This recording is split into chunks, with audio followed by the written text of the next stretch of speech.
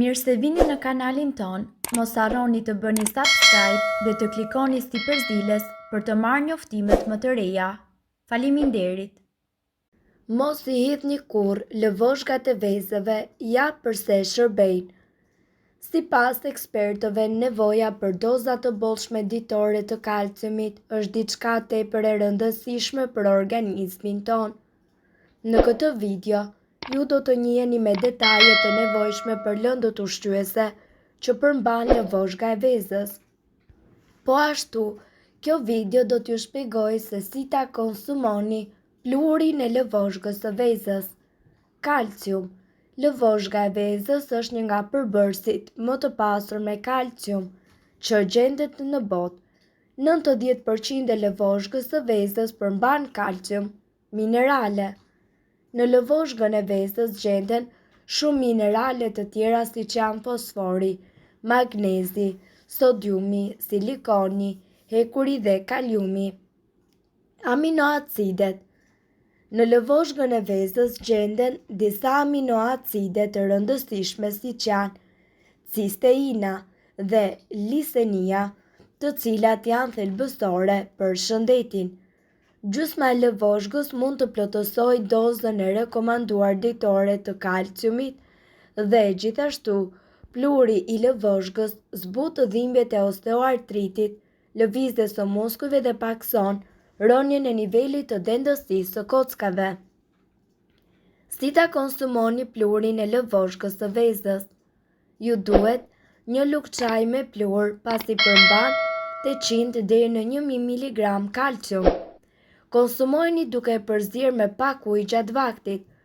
Konsumoni maksimumi një lugë çaji në ditë duke ndarë në 3 racione gjatë vakteve.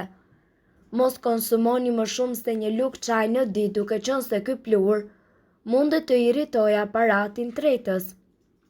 Mirë po, para se të përdorni këto receta të mjekësisë alternative, ne ju sugjerojmë që të këshilloheni më parë me mjekun tuaj. Lëvozhga e vezës gjithashtu përmban shumë kalcium, një mineral I cili gjendet me shumicë në organizëm dhe kryesisht në kocka dhe në dhëmb. Ky mineral është njëkohësisht shumë I rëndësishëm për kontraktimin e muskujve, shëndetin nervor, aktivitetin e enzimave dhe formimin e qelizave. Në të vërtetë, kalciumi dhe organizmi ynë ka shumë nevojë për njëri tjetrin, dhe nëse furnizimi nuk është I mjaftueshëm, atëherë organizmi do ta marrë kalciumin nga burimet tona më të afërta, ku janë pikërisht dhëmbët dhe kockat. Ne këtu do t'ju tregojmë me detaje se si ju të përdorni lëvozhgat e vezëve. Atëherë, gjysma e lëvozhgës së vezës mundet që të plotësojë dozën e rekomanduar ditore të kalciumit. Pasi ju ta keni përdorur vezën në gatim, ruajini lëvozhgën në kartonin paketues. Kur grupimi prej 6 vezësh të jetë plot me lëvozhga, atëherë shpëlajini ato me ujë. Hiqeni çdo pjesë të bardhës të vezës e cila mundet që të ketë mbetur e ngjitur, por mos e largoni membranën e saj sepse ajo përmban ushqyes shtesë. Zjeni 6 gota me ujë të pishëm në një tenxhere ose çajnik. Vendoseni lëvozhgat e vezëve me kujdes në ujë. Në këtë mënyrë, ju do të shkatërroni të gjitha patogjenët e dëmshëm. Lëreni që të zjejnë për plot të 10 minuta dhe më pas kullojeni lëngun. Lëvozhgat e zjera shpërndajeni për 10 minuta dhe më pas kalojeni lëngun. Lëvozhgat e zjera shpërndajeni në një tavë qelçi ose në një letër përpjekje dhe lëreni që të thahen për një natë. Të nesërmen futeni në furrë në një temperaturë prej 90 gradë Celsius dhe mbajini për plot 10 minuta në mënyrë që të thahen plotësisht. Pas tharjes të plot, hidhini lëvozhgat në një grirse piperi ose kafeje dhe grini derisa të bëhen pluhur. Hidheni pluhurin në një kavanos të pastër dhe mbajini në një raft larg nxehtësisë ose lagështisë.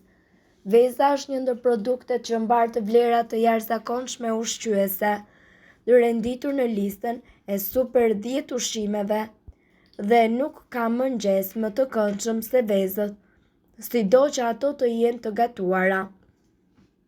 A e keni pyetur veten se e cila vezë është më e vyera dhe sa vezë është mirë që ju të konsumoni në ditë? Ne këtu kemi përmbledhur rezultatet e studimeve të fundit, të cilët gjithashtu kanë treguar dobitë shëndetësore të vezëve të pulave. Rezultatet treguan që 2 apo 3 vezë është doza ditore optimale. Akoma më mirë në qoftë se këto vezë janë me omega 3, e cila konsiderohet sot në botë super veza e shëndetit të mirë. Veza me omega 3 konsiderohet veza që mbron në zemrën dhe ushqen trurin. Ju këtu do të gjeni një listë me disa ushqime nga më të mirat që i vinë organizmi dhe shëndetit nga konsumimi i vezëve çdo ditë. Trupi gjendet në mbrojtjen e kolinës. Është provuar gjithashtu se kolina është një vitaminë e veçantë dhe është materiali më i rëndësishëm ndërtimor i trurit. Nëse ju hani 2 vezë në ditë, trupi juaj merr mjaftueshëm nga kjo lëndë ushqyese. Mungesa e kolinës çon gjithashtu në rënje të kujtesës. Shikimi ruhet falë luteinës. Vezët e pulave gjithashtu janë të pasura me lutein. Kjo substancë është përgjegjëse për shikimin e qartë dhe të mprehtë. Me mungesën e tij, indet e syrit dëmtohen dhe shikimi përkeqësohet në një mënyrë të pakthyeshme. Vitamina D ndihmon për të absorbuar kalciumin. Nëse i ofroni një personi që të zgjedh nëse do të pi një lugë vaj peshku ose të konsumoj një vezë të zier, gjasat janë që do të preferoj këtë të fundit, sidomos në qoftë se ata zbulojnë se përmbajtja e vitaminës D është e njëjtë në të dy rastet.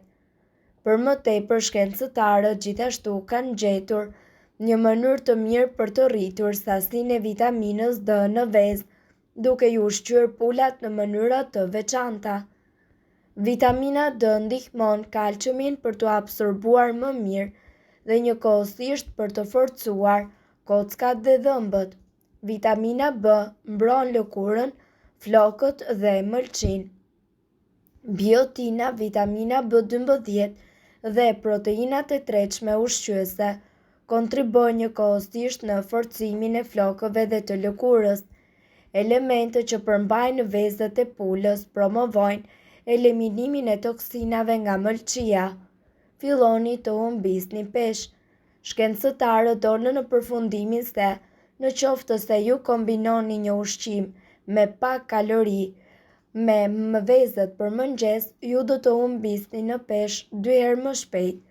Një mëngjes i tillë ju ngop për një kohë më të gjatë duke ju lejuar që të ulni sasinë e ushqimit të konsumuar brenda një dite. Procesi i plakjes tuaj do të ngadalësohet. Kjo është e dukshme nga ulëmtimi i kryer nga shkencëtarët holandezë. Në 87% të grave nga 35 deri në 40 vjeç, njollat e moshës u zhdukën dhe lëkura u pastrua. Tek meshkujt rrudhat të syve u zbutën ndjeshëm. Mirë po duhet të dini se këto informacione nuk kanë për qëllim të zëvendësojnë ilaçet e përshkruara nga mjeku. Para se të përdorni këto receta të mjekësisë alternative, ne ju sugjerojmë që të këshilloheni më parë me mjekun tuaj. Gjithashtu, nëse ndonjë prej këtyre përbërësve ju shkakton alergji, e mira është që të mos i përdorni këto receta të mjekësisë alternative. Nëse doni të dëgjoni videot tona që ne postojmë çdo ditë, kliko subscribe. Ju ftojmë gjithashtu të bëni like në videot tona nëse i keni dëgjuar dhe pëlqyer ato. Faleminderit që e pat videon ton. Shpërndajni këtë video në profilin tuaj në mënyrë që të informohen edhe shokët tuaj. Faleminderit.